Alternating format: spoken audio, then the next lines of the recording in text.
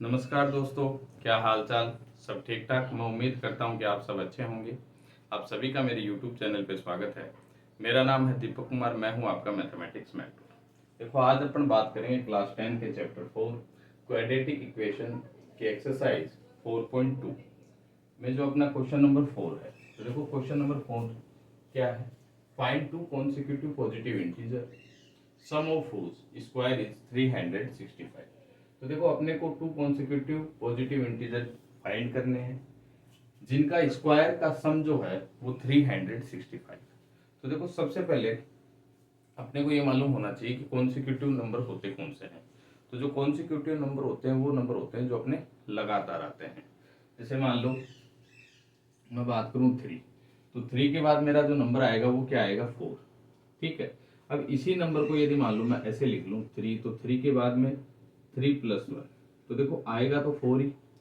तो अपन इसको ऐसे भी लिख सकते हैं। ठीक है। जैसे मान लो मैंने लिखा 7, तो 7 के बाद में 8, तो 7+1। ठीक है। अब यदि मान लो कोई वेरिएबल यदि मैं मानूं यहाँ पे, तो वेरिएबल x मानूं, तो नेक्स्ट नंबर होगा मेरा x+1, यानी 1 को अपन क्या करेंगे? प्लस करेंगे। ठीक है। देखो, क्वेश्चन करते हैं अपना।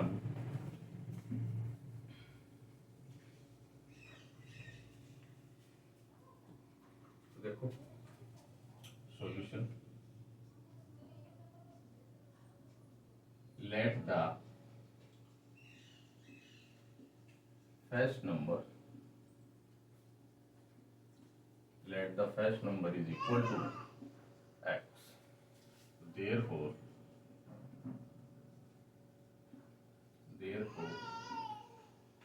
the second number, तो देखो अभी मैंने बताया कि एक नंबर मेरा x है, तो जो सेकंड नंबर होगा वो क्या होगा? x+1। ठीक है। अब अकॉर्डिंग टू क्वेश्चन,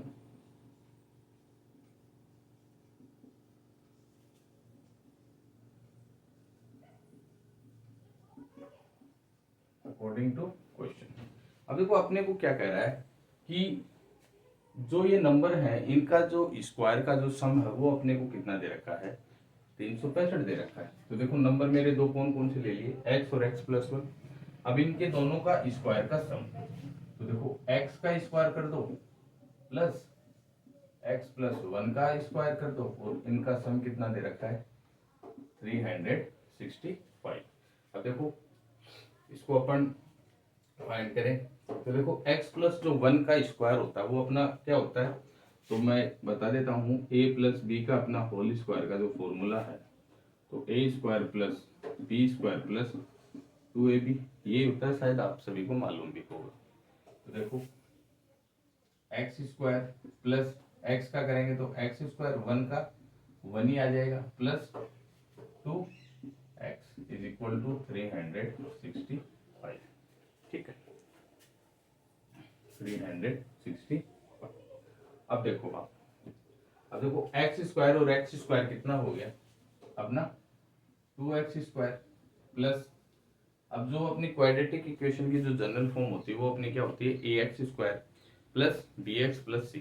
उसी के अकॉर्डिंग अपन इसको अरेंज कर लें। तो सबसे पहले 2x² पर मिडिल टर्म x की 2x, और फिर अपनी कॉन्स्टेंट टर्म जो है वो, तो 1 मेरा यहाँ पे आ जाएगा, और 3 जो 365 है इसको देखो आप इधर ले आओ, तो माइनस का 365 इज इक्वल टू 0।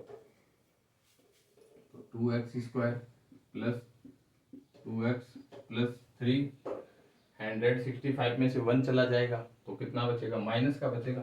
तो यहाँ पे किसका साइन आएगा? माइनस का। तो माइनस का कितना आएगा? 364 इज इक्वल टू 0। अब देखो, इस जो क्वाड्रेटिक इक्वेशन अपने पास आई है, इसमें से देखो दो कॉमन ले लेता हूँ मैं। तो दो कॉमन यदि बाहर लिया तो यहाँ क्या बच जाएगा? x², यहाँ क्या बच जाएगा? x, और माइनस यहाँ हो जाएगा 18, और ये 2। ठीक है, इज इक्वल टू 0। अब यदि 2 जो है तो मल्टीप्लिकेशन में ये 0 के नीचे आएगा, और 0 के नीचे जब आएगा तो ये क्या हो जाएगा? 0 में यदि आप 2 का भाग दोगे तो कितना होगा? 0 ही होगा। तो मेरी इक्वेशन क्या आ जाएगी? x² plus x minus 100 82 is equal to 0। अब देखो ये जो क्वाड्रेटिक इक्वेशन है इसको अपन क्या करेंगे, बाय फैक्टराइजेशन मेथड से इसकी x की वैल्यू अपन निकालेंगे। तो देखो सबसे पहले अपन क्या करते हैं, मिडिल टर्म को स्प्लिट करते हैं। तो जो सम है अपना, सम मेरा क्या है, x का कोफिशिएंट, तो x का कोफिशिएंट तो यहाँ पे कितना है, कुछ है नहीं, तो अपन कितना मानते हैं 1, ठीक है। और जो प्रोडक्ट है, प्रोडक्ट देखो एक तो मेरी कॉन्स्टेंट टर्म और जो एक्स स्क्वायर का कोफिशिएंट है उसका मल्टीप्लिकेशन। तो एक्स स्क्वायर का कोफिशिएंट कुछ है नहीं, तो कितना मानूं 1, और 1 को 182 से मल्टीप्लाई करूंगा तो वही आएगा, ये आ जाएगा माइनस का 182, ठीक। अब देखो ऐसे दो नंबर अपने को मालूम होने चाहिए जिनका सम करे तो 1 आए और मल्टीप्लाई करने पर 182। तो मैंने आपको पहले भी बताया, यदि नहीं अपने को मान लो नहीं अपने से नंबर निकले तो प्रोडक्ट जो है उसका आप क्या ले लो, एलसीएम ले लो। तो 182 का एलसीएम लो, तो देखो 2, ये 9 और ये 1। अब देखो इसमें कितनी बार जा सकता है यहाँ पे, तो मेरे हिसाब से 7 का चल जाएगा इसमें। 7 1 जा 7, कितना बच गया 2, और 7 3 जा 21, ठीक है, ये हो गया। तो देखो एक तो मेरे पास 13 और इसको आप मल्टीप्लाई कर दो यानी 14, तो एक नंबर तो हो गया 14 और एक नंबर हो गया 13, यानी 14 में से 13 चला जाएगा तो 1 होगा। तो वो दो नंबर मैं लिख देता हूँ यहाँ पे, एक तो 14 और एक हो गया 13, ठीक है। अब नंबर तो मेरे पास आ गए, पर इनका सम कितना आना चाहिए 1, तो सम करेंगे तो ज्यादा हो जाएगा, तो मैं किसी एक नंबर को माइनस करूँ। तो देखो एक बार इसमें भी देखो, अब बड़े में से छोटे वाले को माइनस करना है, तो देखो मेरा प्लस का 1 आ गया, और इसको इससे मल्टीप्लाई करेंगे तो माइनस का 182 अपना आ जाएगा। अब देखो आगे, अब मिडिल टर्म की जगह इसका यूज करेंगे, तो एक्स स्क्वायर प्लस का 14 माइनस का 13 माइनस का 182 इज इक्वल टू 0, ठीक। अब देखो एक्स, सॉरी इसमें एक्स नहीं निकला,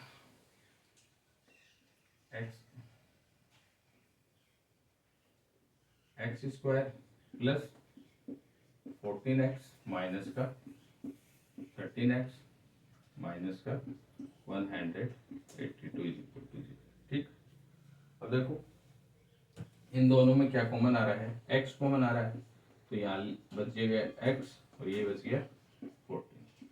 अब देखो यहाँ क्या कॉमन लो 13, अब ब्रैकेट में अपना प्लस है तो अंदर भी इधर भी प्लस आना चाहिए, तो देखो साइन माइनस का है बात, तो अंदर किसका आ जाएगा प्लस का, तो यहाँ बच गया x प्लस 182 में जब 13 से डिवाइड होगा तो कितना होगा 14 इज इक्वल टू 0। अब एक बार x प्लस 14 और एक क्या है मेरा x minus 13 is equal to 0, और दोनों के बराबर 0 ले लेता हूँ, x plus 14 is equal to 0 और एक बार x minus 13 is equal to 0। तो देखो एक मेरी x की वैल्यू कितनी आई माइनस का 14 और एक क्या आई x is equal two plus का 13। अब देखो x की दो वैल्यू अपने पास यहाँ पे आई है, बट एक तो पॉजिटिव और एक क्या है नेगेटिव, तो नेगेटिव वाली तो अपने इसमें हो नहीं सकती, तो आप क्या लिख सकते हो यहाँ पे,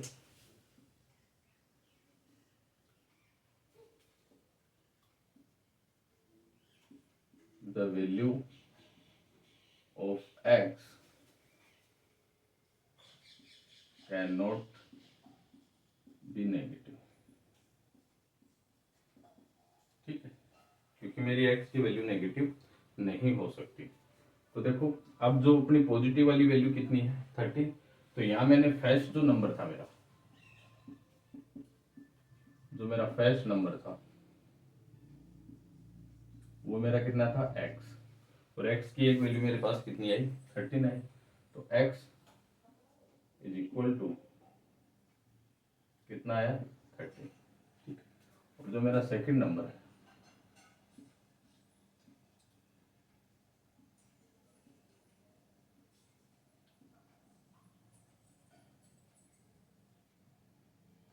सेकंड नंबर क्या था अपना x+1, तो x की वैल्यू कितनी थी 13, तो 13+1 तो कितना आ गया।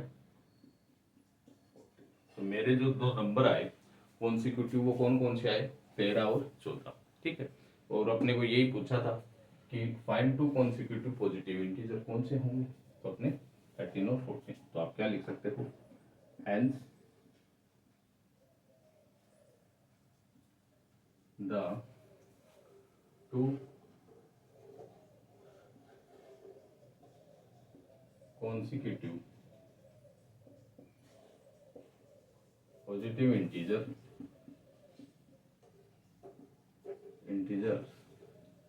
are 13 and 14। ठीक, तो देखो अपने को जो चीज पूछी थी उसको अपन ने वेरीफाई भी कर लिया कि भाई अपना आंसर सही है या गलत है, क्योंकि कॉन्सिक्यूटिव का मतलब ही मैंने क्या बताया था, जो लगातार है। तो नंबर भी अपने कौन से आए 13 और 14, यानी 13 के बाद क्या आता है 14। ठीक, आप देख सकते हो। देखो नेक्स्ट क्वेश्चन की बात करें तो क्वेश्चन नंबर 5 है, the altitude of A right triangle is 7 centimetre less than it's base. If the hypotenuse is 13 centimetre find the other two sides.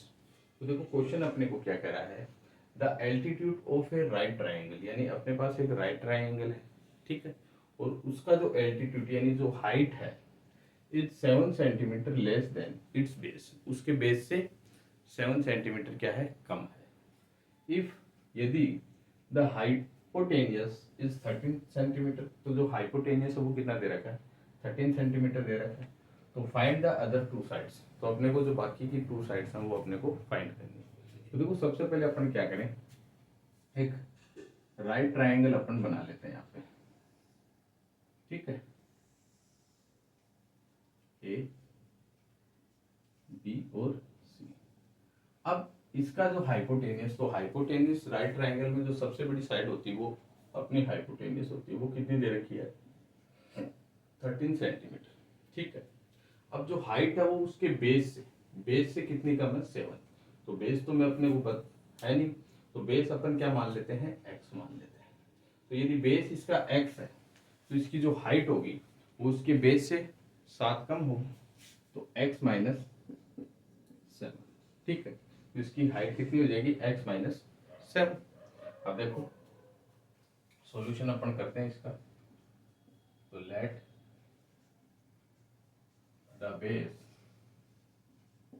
Is equal to x centimetre. ठीक, base को मैंने क्या माना x सेंटीमीटर, तो therefore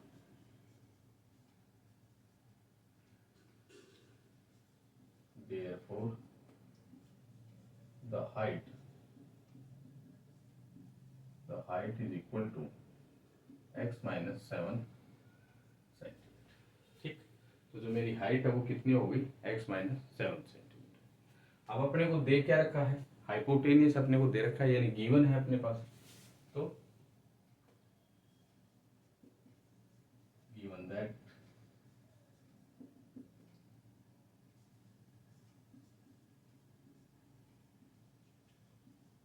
hypotenuse कितना दे रखा है 13 centimetre. अब देखो तीनों अपने पास है, अब इसमें क्या करें, राइट ट्राइंगल है तो इसमें पाइथागोरस थ्योरम अपन लगा देते हैं। तो पाइथागोरस थ्योरम अपनी क्या होती है, जो सबसे बड़ी साइड है यानी हाइपोटेनियस का square is equal to base का स्क्वायर प्लस हाइट का स्क्वायर। ठीक है, तो मैं क्या लिखूं यहाँ पे,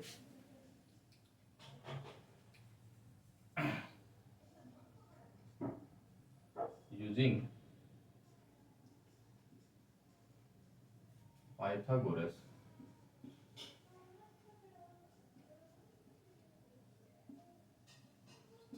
ठीक, तो पाइथागोरस थ्योरम के अनुसार अपना क्या होता है, जैसे मान लो सबसे बड़ी साइड अपनी क्या है BC है, तो BC का स्क्वायर लिख सकता हूँ इज इक्वल टू बेस मेरा AP, तो AP का स्क्वायर हो जाएगा और प्लस हाइट मेरी क्या है AC, तो AC का स्क्वायर।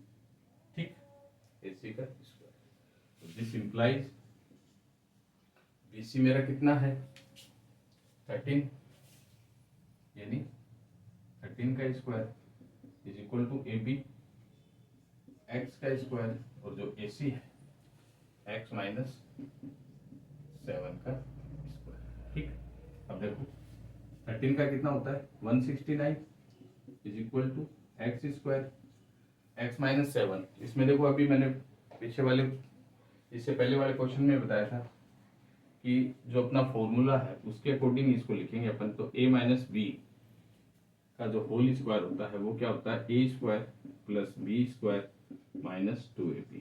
ठीक, तो यही अपन इसमें कर दें। तो x का स्क्वायर प्लस 49 और माइनस 14x। ठीक, ये अपना इसमें आ जाएगा।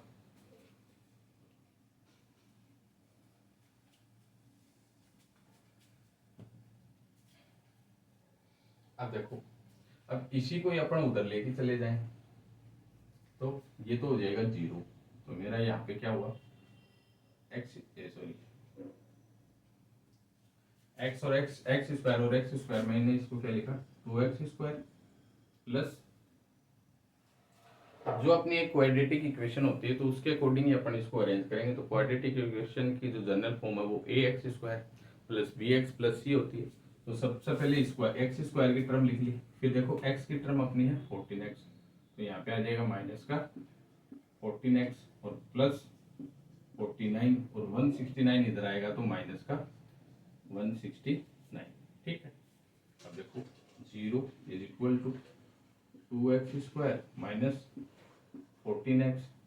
अब 169 में से 49 चला जाएगा तो साइन तो आएगा माइनस का, तो 9 में से 9 गया तो 0 और 14 में से 4 गया तो 100, मतलब 100 टर्म। अब देखो ये जो अपनी क्वाड्रेटिक इक्वेशन है ये 0 के ही तो बराबर है, तो इसको अपन ऐसे भी लिख सकते हैं।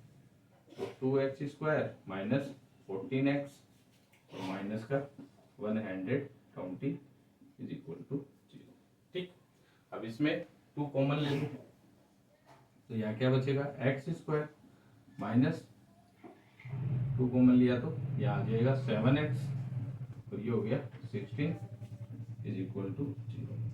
2 इधर जाएगा 0 के नीचे, तो मेरे पास क्या बचेगा x square minus 7x minus 60 is equal to 0। ठीक है, अब देखो ये अपनी जो क्वाड्रेटिक इक्वेशन आई है इसको अपने को x की वैल्यू अपने को फाइंड करनी है। तो अपन बाई फैक्टराइजेशन मेथड यहाँ पे अपन से अपन इसका x की वैल्यू फाइंड करेंगे। तो इसमें अपन क्या होता है मिडिल टर्म को अपन स्प्लिट करते हैं, तो वही सबसे पहले इसका सम, तो सम कितना है माइनस का 7 जो x का कोफिशिएंट होगा वो, और जो इसका प्रोडक्ट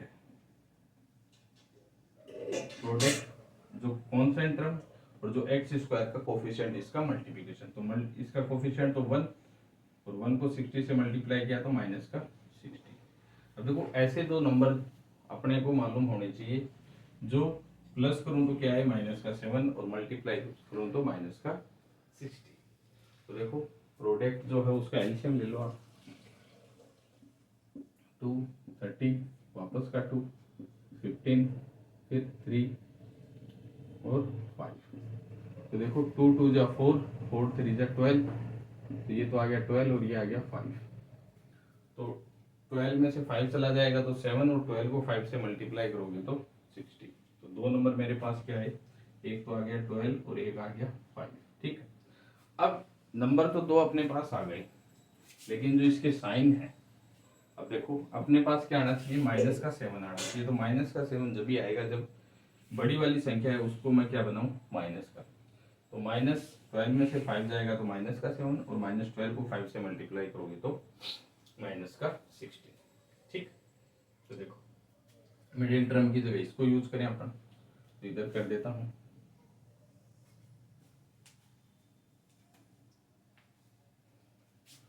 तो x square minus 12x plus का 5x माइनस का 60 इज इक्वल टू 0। ठीक, तो इन दोनों में x कॉमन ले लें तो यहाँ बचेगा x माइनस 12 प्लस 5 कॉमन ले लूँ, x ऑलरेडी माइनस है तो ये आ जाएगा 12। क्यों 12 टाइम्स चला जाएगा, 5 का देंगे तो बराबर 0। तो एक तो आ गया मेरा x माइनस 12 और एक आ गया x प्लस 5। ठीक, तो देखो दोनों के बराबर अपन 0 लेके देख लेते हैं। तो x minus 12 is equal to 0 और x plus 5 is equal to 0। तो एक वैल्यू तो आई मेरी 12 और एक वैल्यू क्या आई माइनस का 5। ठीक, तो जो माइनस का 5 है तो माइनस की वैल्यू तो अपने यहाँ पे आ नहीं सकती, तो आप क्या लिख सकते हो कि the value of x can not be negative. ठीक है, तो x की वैल्यू अपनी नेगेटिव नहीं हो सकती। तो अपन जो x की दो वैल्यू आई उनमें से जो प्लस वाली है उसको अपन उठाएंगे। तो देखो पहले एक बार चेक कर लें अपन। तो यहाँ पे x का वैल्यू कितना रखूं मैं, 12 रखूं हाइट में। तो 12 लिखा तो 12 माइनस 7, तो 12 में से 7 चला गया तो कितना बचा मेरे पास 5। तो मेरी जो हाइट है वो तो कितनी आई 5 और बेस कितना आया, बेस आया मेरे पास 12। ठीक है, और ये कितना है मेरे पास, इसका हाइपोटेनियस 13।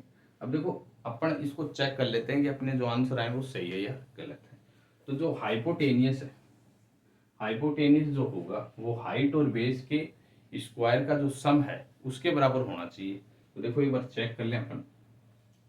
तो 12 का स्क्वायर प्लस 5 का स्क्वायर इज इक्वल टू 13 का स्क्वायर, ये हो गया 144 प्लस 25 इज इक्वल टू 169। ठीक, तो देखो इनको प्लस कर दो, 5 और 9, 4 2 6 और 1, तो यानी ये मेरा दोनों बराबर आ रहा है। तो अपन क्या कह सकते हैं कि अपने जो आंसर आए वो बिल्कुल सही है। ठीक है, तो आप क्या लिखोगे यहाँ पे,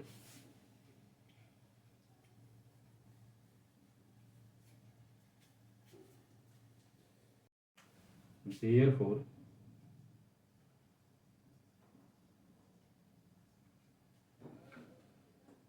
जो अपनी फर्स्ट साइड थी वो कितनी थी, वो कितनी है 12, और जो अपनी सेकंड साइड है तो and the second side is equal to, तो x माइनस 7, तो x की वैल्यू अपनी हो गई 12 माइनस 7 इज इक्वल टू 5। ठीक, तो आप क्या कह सकते हो, hence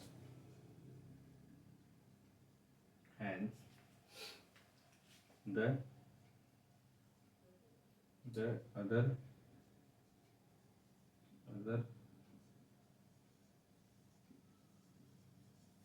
hence the other two sides are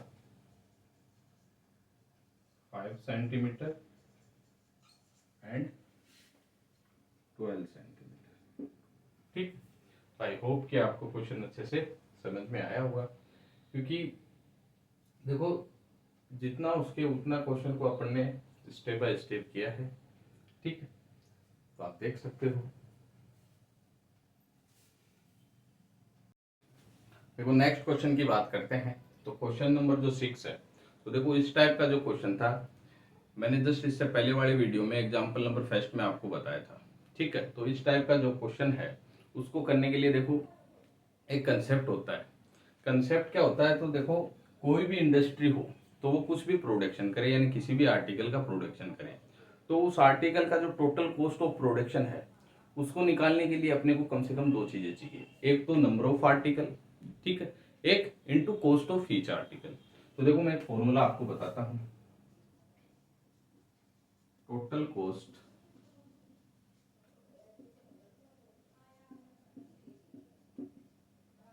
cost of production of article. ठीक है, यानी जो आर्टिकल का जो प्रोडक्शन की जो टोटल कॉस्ट है तो उसके लिए अपने को क्या चाहिए, एक तो चाहिए अपने को नंबर ऑफ आर्टिकल इंटू एक कॉस्ट ऑफ ईच आर्टिकल, ठीक है, ईच ऑफ ईच आर्टिकल। यानी कोई भी कंपनी है, यदि मान लो वो कोई पर्टिकुलर डे में, यानी एक दिन की अपन बात करें तो यानी मान लो वो 15 आर्टिकल बनाती है एक दिन में। कितने बनाती है? 15। तो कॉस्ट ऑफ ईच आर्टिकल, तो एक आर्टिकल की जो कॉस्ट है यानी उसका बनाने का जो खर्चा है, देखो कोई भी चीज, कोई भी इंडस्ट्री हो कोई चीज बनाती है तो खर्चा तो आता ही है। तो एक आर्टिकल पे कम से कम उसको 1,000 रुपये का खर्चा पड़ता है, ठीक है। तो जब इन दोनों को जब मैं मल्टीप्लाई करूंगा तो अपना कितना हो जाएगा? 15,000। कितना हो गया? 15,000। यानी इन दोनों इन इस आर्टिकल की जो टोटल ऑफ कॉस्ट है, जो 15 आर्टिकल की जो टोटल ऑफ कॉस्ट है, वो अपनी कितनी, जो उस इंडस्ट्री की कितनी है, तो आप क्या बोल सकते हो? Total cost of production of article, यानी इस आर्टिकल का जो प्रोडक्शन का जो टोटल कॉस्ट है वो हुआ 15,000 रुपये, ठीक है। बाद में चाहे वो कंपनी कितने में भी बेचे, ठीक है। तो देखो अपन इस क्वेश्चन को करते हैं।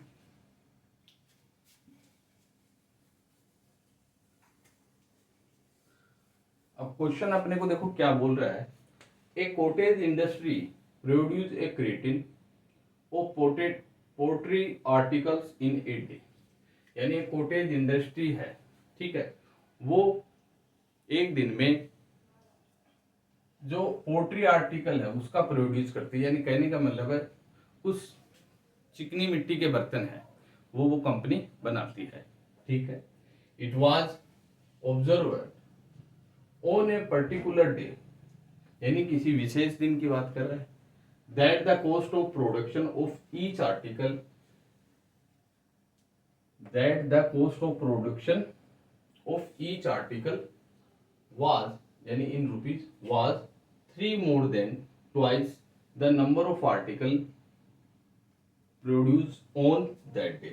अब देखो अपने को क्या है कि क्वेश्चन को बहुत ही ध्यान से अपने को पढ़ना है, जब भी अपने को हर एक चीज यानी उसकी लैंग्वेज समझ में आएगी। तो देखो मैं एक बार वापस इसको रीड करता हूँ। तो देखो एक cottage industry produce a certain of A poultry article in a day, ठीक है। कोई कॉटेज इंडस्ट्री है जो एक दिन में कुछ आर्टिकल यानी पोल्ट्री का आर्टिकल का क्या करती है? प्रोडक्शन करती है। यानी आप कह सकते हो कि बर्तनों का क्या करती है? निर्माण करती है। तो it was observe on a particular day, यानी किसी विशेष दिन, पर्टिकुलर डे की ये बात कर रहा है। तो that the cost of production of each article, यानी प्रत्येक आर्टिकल की प्रोडक्शन की जो कॉस्ट है, प्रत्येक आर्टिकल के प्रोडक्शन की जो कॉस्ट है इन रुपीज यानी पैसों में तो है, was 3 more than twice the number of article produce on that day. तो जो प्रत्येक आर्टिकल के प्रोडक्शन की जो कॉस्ट है वो जो है वो ऑन दैट डे, यानी जिस दिन वो प्रोडक्शन हो रहा है, यानी जिस दिन वो प्रोडक्शन हो रहा है तो उस दिन के प्रोडक्शन का जो नंबर है, यानी उस दिन जितने भी आर्टिकल के जो प्रोडक्शन हुए हैं उनकी संख्या का दुगना, उनकी संख्या का दुगना और 3 ज्यादा है। यानी दुगने तो हैं प्लस 3 अधिक भी हैं, ठीक है। तो if the total cost of production on that day was 90, तो find the number of article produce and the cost of each article. तो देखो टोटल कॉस्ट ऑफ प्रोडक्शन उस दिन की कितनी बताई है? 90 रुपये बताई है। तो find the number of article of produce, तो अपने को एक तो क्या बताना है कि जो नंबर ऑफ आर्टिकल जो प्रोड्यूस हुए हैं, यानी जो जितना भी उन्होंने प्रोडक्शन हुआ है उनकी अपने को संख्या बतानी है, and the cost of each article, और प्रत्येक आर्टिकल की कॉस्ट बतानी है। तो देखो अपन क्वेश्चन को सबसे पहले क्या करें, सॉल्यूशन। तो सबसे पहले जो भी अपने को देखो फाइंड जो करना है उसी को अपन क्या मानते हैं? वेरिएबल मानते हैं। तो मेरे को एक तो अपने को पूछा है नंबर ऑफ आर्टिकल, तो मैं इसी को मान लेता हूं, let the number of article is equal to x. Number of article मैंने क्या माना एक्स। अब देखो क्वेश्चन में जैसे जैसे अपने को पूछा गया है वैसे वैसे अपन करते चले। अब दूसरी चीज अपने को बतानी है the cost of each article. Therefore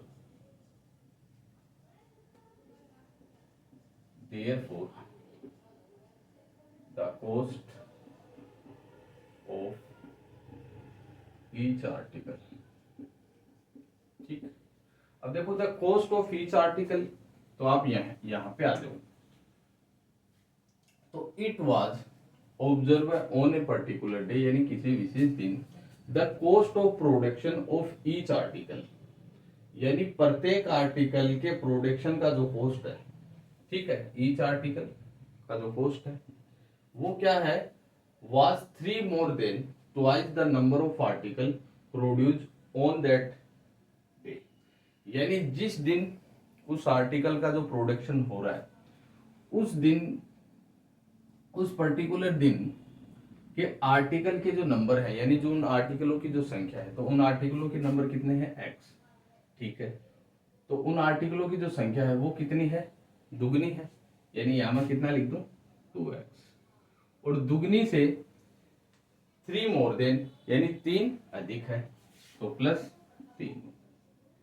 ठीक है, अब ये किस में है, ये इसकी कॉस्ट, ये कॉस्ट अपने को दे रखी है रुपीज में। ठीक है, किस में दे रखी है, रुपीज में। ठीक है, अब देखो आगे अपने को क्या कह रहा है। तो दो चीजें अपने को मिल गई, मिली। तो देखो according to question, according to question, तो देखो मैंने क्या बताया था, total cost of,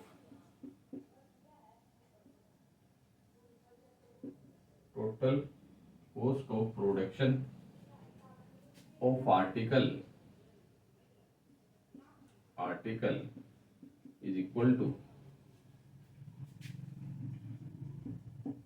number of article into cost of each article, cost of each article. अब देखो total cost of production of article, तो जो प्रोडक्ट आर्टिकल के प्रोडक्शन की जो टोटल कॉस्ट अपने को कितनी दे रखी है, 90 रुपीज। तो यहाँ कितना लिख दोगे, 90। ठीक है, इक्वल टू जो नंबर ऑफ आर्टिकल है, तो नंबर ऑफ आर्टिकल कितने मेरे, x। ठीक है,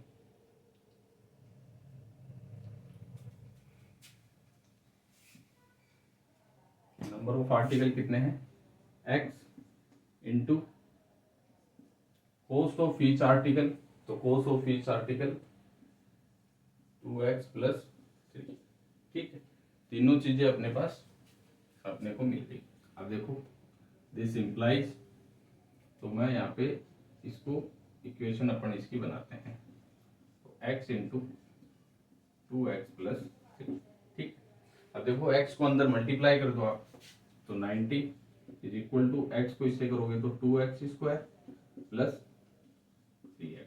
ठीक है, अब 90 को इधर भेज दूं तो इधर तो हो जाएगा 0, तो 2x² + 3x - 9। क्योंकि अपनी क्वाड्रेटिक इक्वेशन की जो जनरल फॉर्म होती है वो अपनी क्या होती है, ax² + bx + c। ठीक है, अब देखो ये पूरी की पूरी क्वाड्रेटिक इक्वेशन 0 के बराबर है, तो इसी को यदि मान लो है तो 0 के बराबर, तो आप ऐसे भी लिख सकते हो, तो 2x² + 3x - 90 = 0। ठीक है, अब देखो इसको अपने को यहां से अपने को x की वैल्यू अपने को फाइंड करनी है, तो x की वैल्यू फाइंड करने के लिए अपन बाय फैक्टराइजेशन मेथड का अपन यूज इसमें करेंगे। ठीक है, तो देखो उसके लिए मिडिल टर्म को स्प्लिट करते हैं, तो सबसे पहले सम, तो सम इसका क्या है, जो x का कोफिशिएंट कितना है, 3। ठीक है, और जो प्रोडक्ट है वो कितना होगा, जो कॉन्स्टेंट टर्म है और जो x² का कोफिशिएंट है उसका मल्टीप्लाई, तो x² का कोफिशिएंट 2 और कौन से टर्म का मल्टीप्लिकेशन। तो 2 को 90 से मल्टीप्लाई करोगे तो माइनस का 180। ठीक है, तो ऐसे दो नंबर अपने को यानी अपने पास होने चाहिए जिनका सम तो कितना हो 3 और जिसका प्रोडक्ट यानी मल्टीप्लाई करने पे कितना है माइनस का 180। तो देखो मैंने आपको बताया यदि नंबर अपने को न अपन जल्दी से बता सकें तो आप क्या करो, इस प्रोडक्ट का क्या कर लो, एलसीएम ले लो। तो 180 का आप एलसीएम ले लो, तो 2 में चला जाएगा ये 90, वापस 2 से चला जाएगा 45, अब 3 से चला जाएगा 3 1 जा 3 और 3 5 जा 15, 5 और 5। ठीक, तो देखो 2 2 जा 4 और 4 3 जा 12, एक नंबर तो ये आ गया, और 3 5 जा 15, दो नंबर अपने आ गया। क्योंकि देखो 15 में से यदि मैं 12 को निकाल दूं तो मेरा 3 बचेगा। तो देखो दो नंबर तो मेरे पास आए, एक तो 12 और एक 15। अब बात अपनी क्या है कि इन दोनों का जब मैं प्लस करूंगा तो मेरे पास कितना आना चाहिए, 3 आना चाहिए। तो प्लस करेंगे तो ज्यादा आएगा। देखो तो अपन क्या करेंगे, किसी एक नंबर को अपन माइनस कर लेते हैं। तो छोटे वाले को माइनस कर लें तो साइन भी प्लस का रह जाएगा। तो माइनस का 12 कर लूँ, प्लस का 15 कर लूँ। तो देखो 15 में से 15 को प्लस 12 ऐड करेंगे यानी तो कितना आ जाएगा, प्लस का 3, और 15 को 12 से मल्टीप्लाई करोगे तो माइनस का 180। अब मिडिल टर्म की जगह इसका यूज करेंगे। तो देखो 2x square minus 12x plus का 15x plus minus 90 is equal to 0। अब देखो इन दोनों में क्या कॉमन आ रहा है, 2x कॉमन आ रहा है, यहाँ से x ले लो, माइनस कितना बच जाएगा अंदर 6। ठीक है, प्लस 15 कॉमन ले लूंगा तो यहाँ तो बचेगा 6, अंदर साइन माइनस का 15 का इसमें कितनी बार जाएगा 6 बार, इज इक्वल टू 0। तो देखो x माइनस 6 x माइनस 6। और देखो एक तो मेरा क्या आया x माइनस 6 और एक मेरा आया 2x plus 15 is equal to 0। तो देखो दोनों को आप 0 के बराबर ले लो, x माइनस 6 को 0 के बराबर ले लिया और 2x प्लस 15 को भी मैंने 0 के बराबर ले लिया। ठीक है, अब देखो तो एक मेरी x की वैल्यू क्या आई प्लस का 6 और दूसरी वाली मेरी क्या आई 2x, 15 इधर जाएगा तो माइनस का 15, तो x is equal to minus 15/2। ठीक है, अब देखो मेरी एक x की वैल्यू कितनी है माइनस का 15, तो x की वैल्यू माइनस 15 तो अपने आ नहीं सकती। तो आप क्या लिखोगे कि the value of x can not be negative. ठीक है, तो देखो x की वैल्यू अपने अपन नेगेटिव वाली नहीं ले सकते, अपन ये वाली लेंगे। तो देखो x की वैल्यू मेरे पास क्या है 6। तो देखो एक आपने क्या माना था, तो देयरफॉर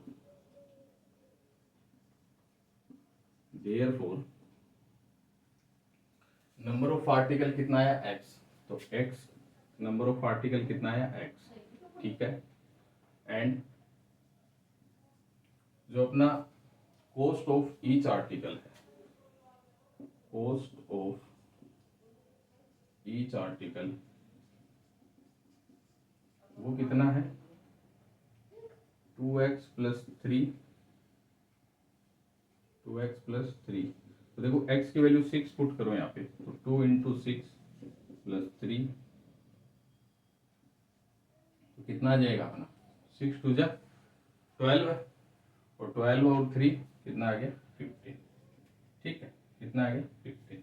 तो आप क्या कह सकते हो कि अपने जो नंबर ऑफ आर्टिकल है यानी जो अपने नंबर ऑफ आर्टिकल है 6 है, तो 6 आर्टिकल को बनाने के लिए अपने को एक आर्टिकल का कितना कॉस्ट पड़ेगा 15 रुपीज पड़ेगा। कितना पड़ेगा 15 रुपीज।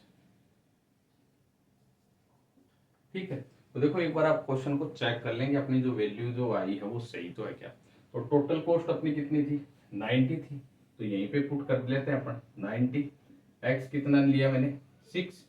ठीक है, इनटू इधर देखो 2, एक्स की वैल्यू 6 प्लस 3, तो 90 6 इंटू 6 2 जा 12 प्लस 3 तो 90 इज इक्वल टू 6 इंटू 12 और 3 कितना हुआ 15। तो 90 इज इक्वल टू 15 को 6 से मल्टीप्लाई किया तो 90। तो 90 बराबर 90, यानी अपने जो जो x की जो वैल्यू अपनी आई है वो बिल्कुल सही है। ठीक है, तो आप क्या कर सकते हो, तो आप क्या कह सकते हो, hence hence the number of hence the number of article is 6 and